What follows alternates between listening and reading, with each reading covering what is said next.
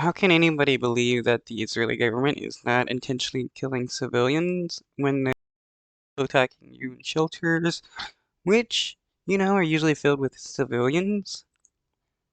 Give us a figure. What would be acceptable? Uh, What would be acceptable? Because you talked about Saeed, we mourn the loss of every civilian life. We don't want to see any what civilians have you killed done? in this. What have you done to really minimize that? Remember, Washington, Gaza is the size of Washington D.C. When you tell people to move, like now, and they have nowhere to go, they're striking in Khan Yunis. They're saying, actually, we're hitting every place in Gaza. So where should people go?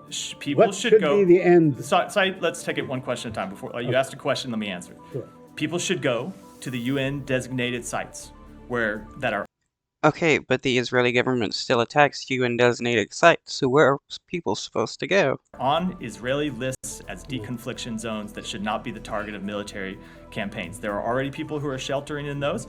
As the campaign moves to the south and Israel evacuates specific neighborhoods or orders specific neighborhoods to be evacuated, that is where people should go. Okay, but we know that they bombed UN facilities and so on. Let me ask you a couple of other Yep, the Israeli government will bomb a UN shelter, so going to a designated safe zone doesn't mean anything. questions.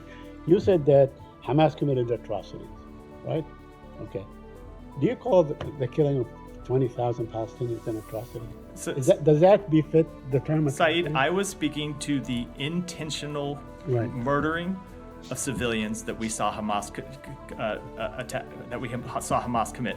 I don't think, and correct me if I'm wrong, I don't think there is anyone questioning that Hamas intentionally killed civilians. Right. That And is you by don't think- that is by definition an atrocity. And you don't think that Israel intentionally kills We civilians? think far When too you many bomb people. not- when you bomb neighborhoods, I have not seen evidence that they are intentionally There's killing no- civilians. We believe.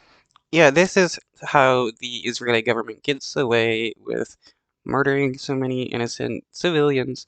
You get one of its biggest allies closing its eyes to what the Israeli government is doing, and that is killing innocent civilians.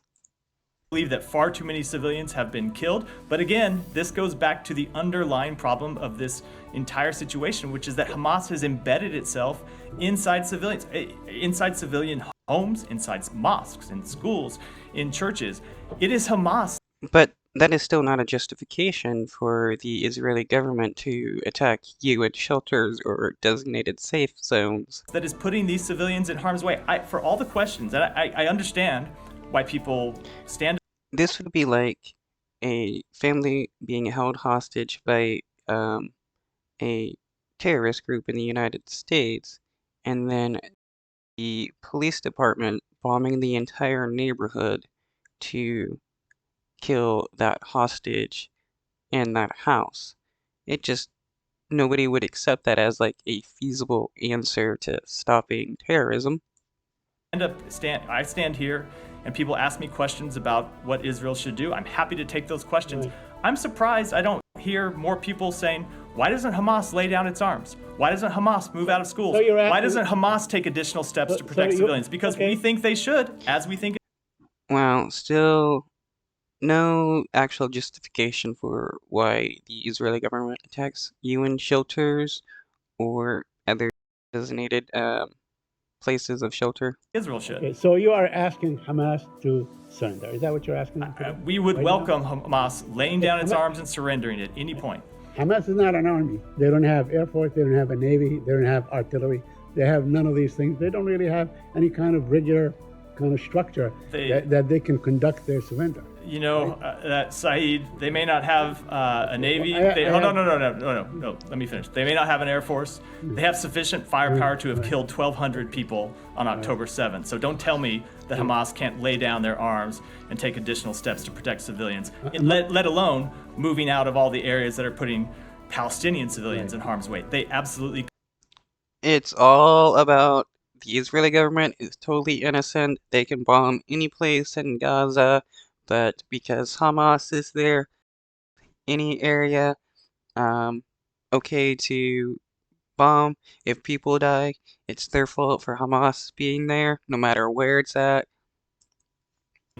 They could do it today if they cared at all about civilian life. My last question to you, the UN, a former official in the UN, Mr. Mukaiber, said that the most clear-cut case of genocide, the Israeli bombardment and the killing of 20,000 people thus far, is the most clear-cut case of genocide. Do you agree with him? So the State Department has a rigorous process for evaluating what constitutes genocide, ethnic cleansing, or a crime against humanity. Those are terms we only use with very explicit care. You've seen us be very deliberate.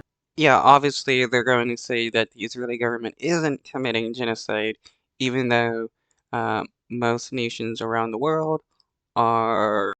And yeah, the Israeli government is committing genocide. The UN is saying it, but we got this one dude like, oh no, this person isn't murdering a bunch of innocent people, but that is actually what's going on when you're attacking UN shelters. You've seen us be very deliberate about that in the past. We are monitoring the evolving situations and are examining facts as they develop. It's an extremely challenging space to get all the information that might be available, but we support Israel's right to continue to take action to ensure that Hamas can never conduct terrorist attacks like it did on October 7th again. Well, I mean, that's going to happen when the Israeli government is going to allow it, when they knew it was going to happen a year in advance and did nothing about it. But you're not going to stop terrorism if the government is killing a bunch of innocent people. The families of the survivors are going to be mad and want to fight against said government. It would happen with any government whatsoever. So what the Israeli government is doing is not going to stop anything. Again, and as part of that, we urge Israel to take all possible measures to minimize civilian harm.